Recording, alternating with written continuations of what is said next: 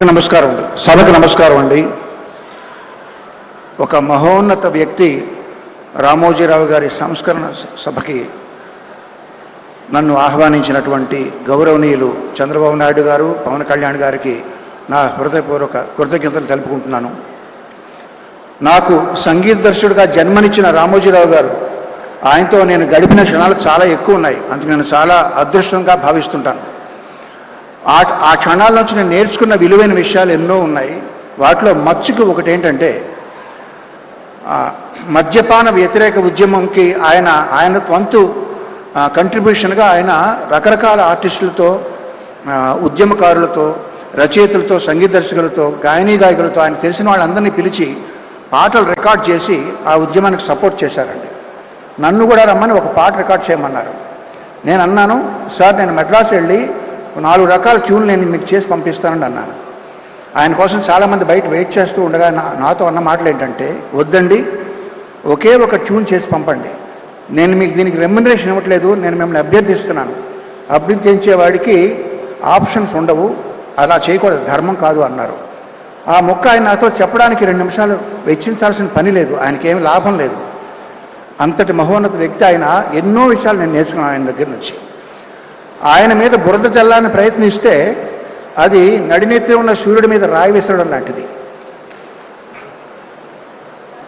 బతికితే ఒక్కరోజైనా రామోజీరావు గారిలా బతకాలని నేను ఒక సభలో అన్నాను. ఇప్పుడు అనేది ఏంటంటే, మరణించినా ఆయనలాగే మరణించాలి. ఎందుకంటే కురుక్షేత్ర సంగ్రామంలో భీష్ముడు తన మరణాన్ని, తన మృత్యుని ఆపి ఉత్తరాయణం వచ్చే వరకు కూడా దాన్ని నిగ్రహించి ఆపారు. ఆయనే ఆపారు. ఆయన అదేవిధంగా తను ఎంతో ప్రేమించే ఆంధ్రప్రదేశ్ కబంధ హస్తాల్లోంచి బయటపడడం ఆయన కళ్ళారా చూసి అప్పుడు నిష్క్రమించారు. అంచేత మరణించినా ఆయనలాగే మరణించాలి. ఆయన ఫోటో మా పూజ గదిలో ఉంటుందండి. ఎందుకంటే ఆయన దేవుణ్ణి నమ్మరు. దేవుణ్ణి నమ్మని రామోజీరావు గారి ఫోటో దేవుడు ఉండాల్సిన చోట మా ఇంట్లో ఉంటుంది. ఎంతోమంది జీవితాల్లో వెలుగు నింపిన ఆయన స్ఫూర్తి నా గుండెలో చిరకాలం ఉంటుంది, బ్రతికినంత వరకు. ధన్యవాదాలు.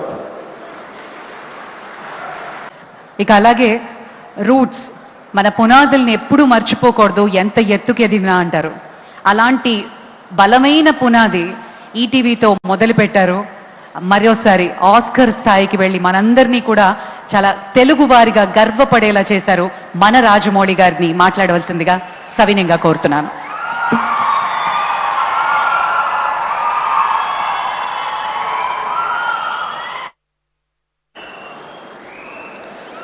అందరికీ నమస్కారం అండి.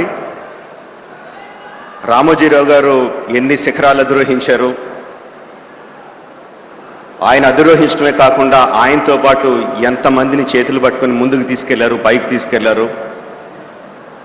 రాష్ట్ర ప్రజల కోసం ఎంత చేశారు అన్న ఇప్పటి వరకు నా ముందు మాట్లాడిన వక్తలందరూ చెప్పారు. ఆడియో వీడియో విజువల్లో కూడా చూసాం. తర్వాత కూడా ఇంకా చెప్పబోతారు. అంతకన్నా నేను ఎక్కువ చెప్పగలను అనుకోవట్లేదండి, అంత సాహసం చేయట్లేదు.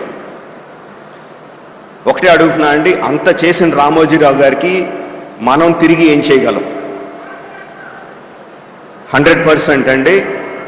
ఆంధ్రప్రదేశ్ రాష్ట్ర ప్రభుత్వాన్ని, తెలంగాణ రాష్ట్ర ప్రభుత్వాన్ని, కేంద్ర ప్రభుత్వాన్ని కూడా రిక్వెస్ట్ చేస్తున్నాను ఈ వేదిక మీద నుంచి, రామోజీరావు గారికి భారతరత్న ప్రదానం చేయడం సముచితం, సబబు. నమస్కారం అండి. Thank you.